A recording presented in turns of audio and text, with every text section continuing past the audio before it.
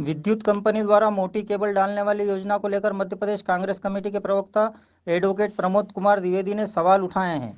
मध्य प्रदेश विद्युत वितरण limited company द्वारा कुछ वर्षों पूर्व शहर को तारों से जंजाल की मुक्ति दिलाने के उद्देश्य से उन स्थानों पर मोटी केबल लाइन डालने की योजना बनाई गई थी।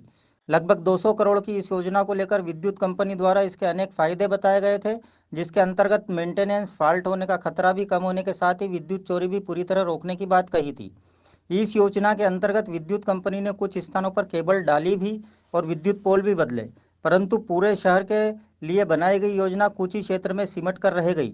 आज भी बिजली के नंगे तार झूलते हुए देखे जा सकते हैं, जो विद्युत मंडल की 200 करोड़ की योजना का हश्र बता रहे हैं।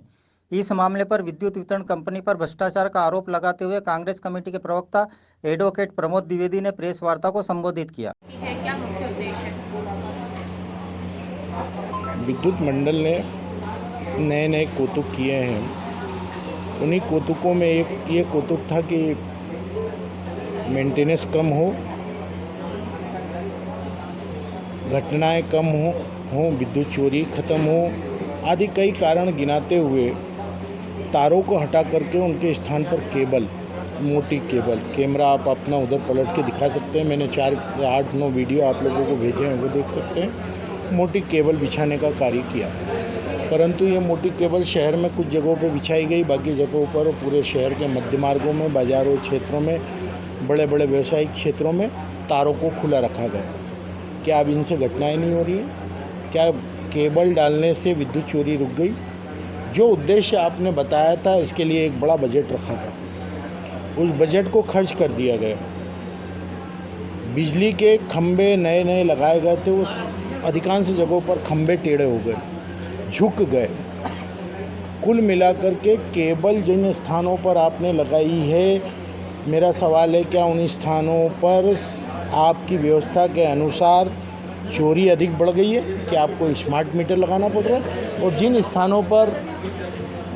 स्थानों पर आपने तार लगा रखे हैं, क्या वहाँ के लोग ईमानदार हैं? वहाँ चोरी नहीं होती। व्यवसायिक क्षेत्रों में अधिक तार खुले हुए पड़े हुए हैं, तार लगे हुए पड़े हैं, वहाँ केबल नहीं बिछाई गई है, लेकिन रहवासी क्षेत्रों में ये सब किया गया है। और जिन रहवासी क्षेत्रों में आपने ये सब किया है, वहाँ आप स्मार्ट मीटर लगाने की अनिवार्य कर रहे हैं। स्मार्ट मीटर लगाने के लिए क्या सरकार ने गजट नोटिफिकेशन पास कर दिया है? सर, जिस तरीके से नाइट कल्चर अनिवार्य है, इसके लिए गजट नोटिफिकेशन पास किया गया था, और नाइट कल्चर को समाप्त करने के लिए आपने फिर गजट नोटिफिकेशन पास किया। उसी प्रकार से स्मार्ट मीटर अनिवार्य अगर है तो गजट नोटिफिकेशन पास करे सरकार, और अनिवार्य नहीं है, ऐच्छिक नहीं है, तो दबाव और प्रभाव का खेल बंद करे। साथ ही साथ ये बताए कि पूरे शहर में तार क्यों नहीं बदले गए और पूरे शहर में केबल क्यों नहीं लगाई गई। और अगर केबल विद्युत चोरी नहीं रोक पा रही है, मेंटेनेंस नहीं रोक पा रही है, मेंटेनेंस के नाम पर जो करोड़ों रुपए का व्यय हो रहा है वो नहीं रहा है, तो आप माफ़ी मांगे शहर की जनता से। ये जो आप लोगों के सामने वीडियो है, ये विद्युत मंडल का कारनामा है। पूरे तारों की जाली दिख रही है आप लोगों को। पहले वीडियो को खोल के देखेंगे, दूसरे वीडियो को खोल के देखेंगे, तीसरे वीडियो को खोल के, अलग अलग चौराहे का और व्यस्त मार्गों का है। उसके बाद आखिरी का वीडियो है, ये केबल तार,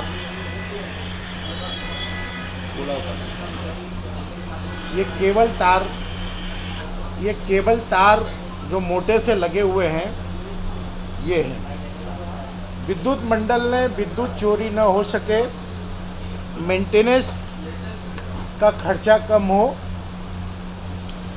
चाहे जब विद्युत कटौती के बाद तार आंधी या तूफान में क्षतिग्रस्त न हो, करंट लगने का खतरा कम हो, आदि उदाहरण देते हुए 200 करोड़ रुपए में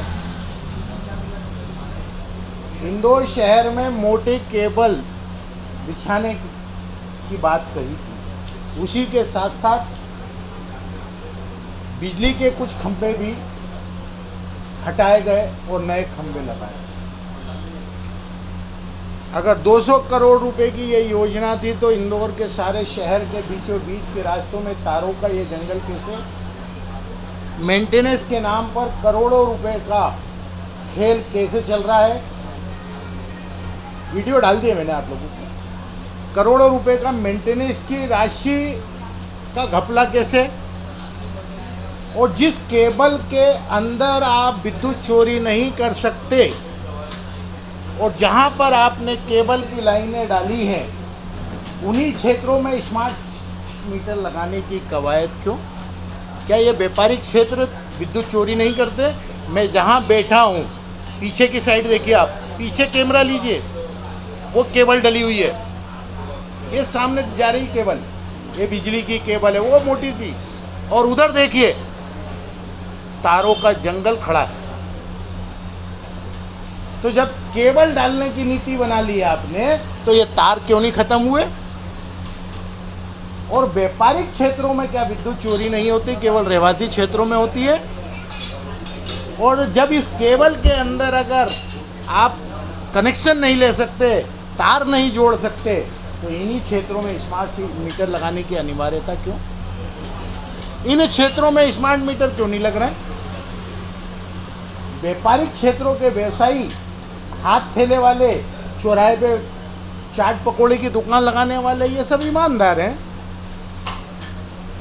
और ये तारों का जंगल जो पूरे शहर में है, ये शहर के स्मार्ट होने का गुण गा रहा है। कुल मिलाकर के विद्युत मंडल एक बहुत बड़ा खेल खेल रहा है और वो कहता है कि जिन्होंने स्मार्ट मीटर नहीं लगाए हम उन पर कार्रवाई करेंगे।